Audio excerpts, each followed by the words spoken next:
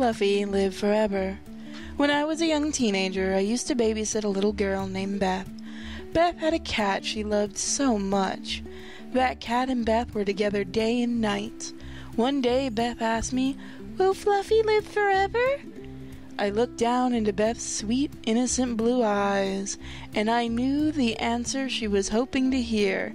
Instead, I told her the truth.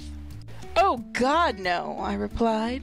"Not only will Fluffy not live forever, since you let her outside all the time, she'll probably die soon." Beth's eyes welled up with tears, and she hugged Fluffy tight against her. "What do you mean?" implored Beth, hoping I would explain how Fluffy was somehow exempt from this awful rule of nature. I decided I would tell her the story of Sam.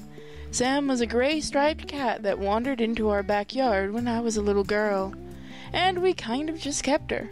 We eventually figured out Sam was female, which made Sam short for Samantha.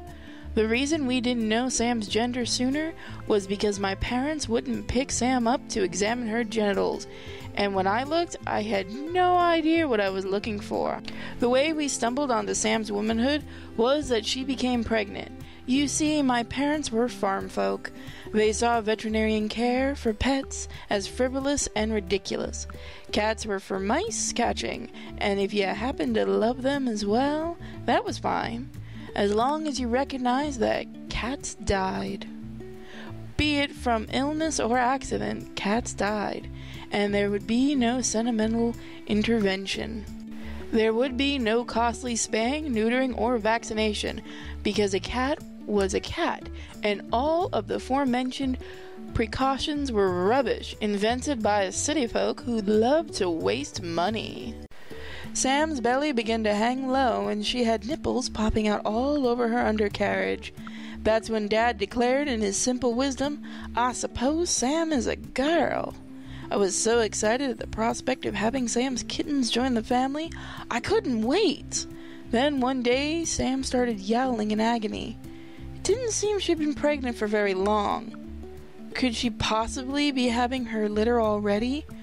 I prepared a soft, secluded bed for Sam with my doll blankets and encouraged her to lie down.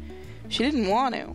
Instead, she walked slowly around the backyard in circles, wailing a horrid noise. I sat behind the storage shed with my knees pulled up to my chest and sobbed. I was of no use to Sam, and I felt ashamed and helpless. I vowed to make it up to her when her babies were born. I'd take such good care of them all. After several hours, Sam finally quieted and settled into a doll blanket bed. She was exhausted. I comforted her and tried to give her water, but she only wanted sleep. While Sam slept, I set out to find where she had left her kittens. Surely they needed looking after. I scoured the backyard looking for a nook or cranny where Sam may have given birth.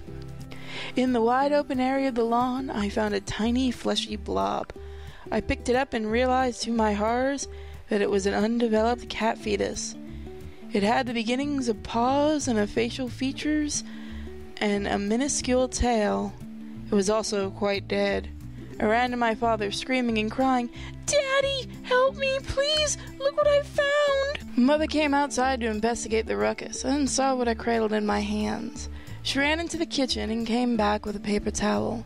She snatched the kitten fetus from me with the towelette, threw it in the waste bin, and dragged me to the loo to scrub my hands clean. She explained to me that Sam had miscarried her litter, and there would be no living babies. She told me not to be sad because we still had Sam. Dad appeared in the hallway and asked, "Is that the only one you found?" I nodded. He rubbed his chin with his hand for a moment while he thought. "There's bound to be more," he said flatly.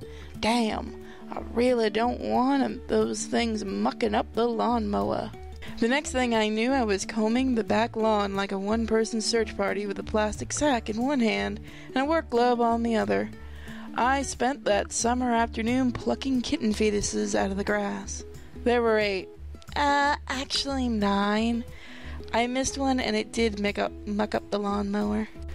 I worried Sam would become pregnant again and we'd have a repeat of that nasty day. As it turned out, I worried in vain. Later that same week, Sam went frolicking in the field behind our house. She never came back. My brother took pity on my dreadful mental state and went looking for her. He came home empty-handed. He said Sam was dead in the field, apparently run down by a tractor. He tried to retrieve her body for proper burial, but the villainous farmer that owned the field had opened fire on my brother with a pellet gun, and the old bastard shot salt bits at anyone he caught on his property. I hoped Beth had learned from my cautionary tale and would try to keep Fluffy in the house as much as possible. It was then I noticed Beth and Fluffy were gone. I'd been talking to myself for God knows how long. Beth was throwing up in the bushes, and, well, Fluffy watched attentively. I was never asked to look after Beth again.